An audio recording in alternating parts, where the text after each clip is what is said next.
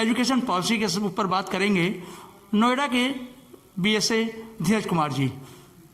Dheeraj Kumar ji, thank you. आज आप जो है हमें ये बताएं कि जो नई एजुकेशन पॉलिसी सरकार ने लागू की है उस पर आपके स्टेट में क्या प्रभाव पड़ने वाला है और आपका क्या एजेंडा है उसके ऊपर? सबसे पहले तो मैं बताना चाहूँगा कि जो हमारी नई एजुकेशन पॉलिसी है वो 2021 से नए सत्र से लागू होगी। इसमें सर्वप्रथम जो एनसीईआरटी का सिलेबस है वो हमारे कक्षा 1 से प्रारंभ होगा और नेक्स्ट जो है कक्षा 3 तक रहेगा 2022 में, 22 के बाद कक्षा 8 तक ये हमारा एनसीईआरटी का सिलेबस लागू होगा। साथ ही इसमें जो नया चेंज किया है वो इसकी स्टेज बनाएंगे 5+3+3+4, यानी कि जो प्री प्राइमरी है वो 3 साल का, उसके बाद कक्षा 1 और 2, उसके बाद प्राइमरी की स्टेज है, उसके बाद जूनियर 6 से लेकर 8वीं तक का, और जो हमारा माध्यमिक है वो 9 से लेकर 12वीं तक का 4 साल का जो नया सिस्टम ये आया है। साथ ही इसमें बच्चों के पूरे आउटकम पर ध्यान दिया जाएगा। एक होलिस्टिक विचार है जिसमें पूरे बच्चे की फिजिकल एक्टिविटी, प्रोफेशनल एक्टिविटी, इस तरह की सारी एक्टिविटी को लेकर चलेंगे, जिसमें कक्षा 6 से ही एक व्यवसाय कोर्स भी शुरू किया जाएगा जिसमें इंटेंसिव पे भी बच्चे को भेजा जाएगा। उसका जिस ट्रेड में उसकी रुचि होगी उस ट्रेड की उसको एजुकेशन दी जाएगी तथा इंटेंसिव पे भी भेजा जाएगा जो प्रैक्टिकल तौर पर उसको सीखे। ये मेन चेंजेज हैं इसमें। अच्छा, अब क्या है, अब जैसे गवर्नमेंट ने इस पॉलिसी के अंदर जैसे जैसे जूनियर सीनियर होता जाएगा और सीनियर होने के साथ साथ उसको एजुकेशन पॉलिसी में टेक्निकली और प्रोफेशनल ये दोनों जो एजुकेशन है वो उनको साथ साथ मिलनी शुरू हो जाएंगी।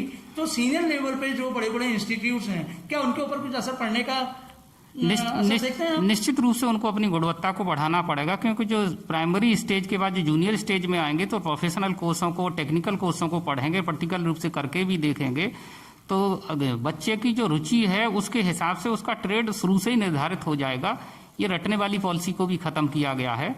तो इसमें निश्चित रूप से जो उच्च संस्थान हैं उनको भी अपने में चेंज करना पड़ेगा। और नई पॉलिसी में उच्च शिक्षण संस्थानों के लिए भी ये कहा गया है कि बच्चा अलग अलग स्टेज पे पहले ड्रॉप आउट रहता था। जैसे किसी ने अगर 3 साल का ग्रेजुएशन है अगर पूरा नहीं किया तो वो उसको कोई डिग्री नहीं मिलती थी। लेकिन इस बार ऐसी व्यवस्था की गई है कि अगर व्यक्ति 1 साल करता है तो डिप्लोमा मिलेगा, 2 साल करता है तो इस तरह से अलग अलग पूरा करने पर उसको पूरा ग्रेजुएशन का डिग्री मिलेगा। टेक्निकल, मैकेनिकल और प्रोफेशनल से जितनी भी डिग्रियां हैं ये स्टार्टिंग से ही बच्चों के दिमाग में डाल दी जाएंगी ताकि बच्चा अपनी प्रिपेयर्डनेस जो है आगे तक जाके उसको प्रॉब्लम ना हो खड़े होने में या नौकरी पाने में या किसी भी इंस्टीट्यूट में जाने के लिए या किसी फैक्ट्रीज वगैरह में या बड़ी कंपनी में जाने के लिए उसको किसी भी तरीके की प्रॉब्लम नहीं होगी। जी, निश्चित रूप से बच्चे को इस तरह से तैयार किया जाएगा कि उसको बेरोजगारी की समस्या ना आए और अपना व्यवहारिक जीवन को बहुत अच्छे से जी सके तथा देश को ऊंचाइयों पर ले जाने के लिए प्रेरित कर सके हम बच्चे को। तो ये है कि आगे प्लेसमेंट एजेंसीज को आसानी होगी बच्चों को ढूंढने में या बच्चों की टेक्निकल एजुकेशन या प्रोफेशनल एजुकेशन को लेकर बड़ी बड़ी कंपनियां जो हायर करती हैं, जो मेले वगैरह लगाती हैं, उससे उनको हायर करने में आसानी होगी। स्टूडेंट्स अच्छी तरह मिल जाएंगे, उनको अच्छे प्रोफेशनल वाले स्टूडेंट मिलेंगे उनको कैंडिडेट। जी, निश्चित रूप से मिलेंगे, अच्छे प्रोफेशनल बच्चे मिलेंगे क्योंकि शुरू से ही वो इसी चीज को लेके पढ़ेंगे भी और प्रैक्टिकल रूप से भी इंटेंसिव पर जाएंगे जूनियर स्तर से। तो निश्चित रूप से उनको इस तरह की जो नई नई कंपनियां हैं या बड़ी बड़ी कंपनियां हैं जिनको अभी तक स्किल वाले बच्चे ढूंढने पड़ते थे, कैंप लगाने पड़ते थे, ऐसी समस्या अब नहीं रहेगी। और जो हमारे स्टूडेंट आने वाले हैं उनको बेरोजगारी की समस्या से भी नहीं जूझना पड़ेगा। अभी आपके एरिया आपके अंडर में कितने स्कूल आते हैं गौतम बुद्ध नगर के अंदर? अब मेरे अंडर में बेसिक शिक्षा परिषद के लगभग 511 स्कूल हैं, साथ ही लगभग 1400 स्कूल मान्यता प्राप्त विद्यालय हैं कक्षा 8वीं तक के। ऐसे भी गवर्नमेंट से स्कीम आएगी आपके पास कि आपके पास अगर कोई हायर एजुकेशन वाला स्टूडेंट तैयार हो गया है या हाईली क्वालिफाइड स्टूडेंट्स तैयार हो गए हैं तो आप किसी कंपनी में प्लेसमेंट करवा सकते हैं?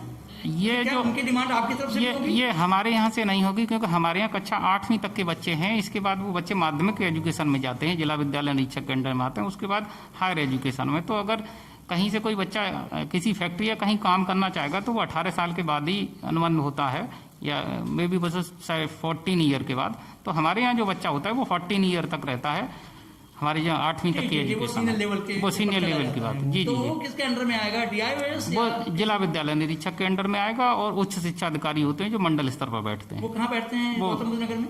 वो मेरठ मंडल में बैठते हैं, पूरे मंडल को देखते हैं उच्च शिक्षा अधिकारी। ठीक है, ओके, थैंक यू। बहुत बहुत धन्यवाद। Okay, welcome.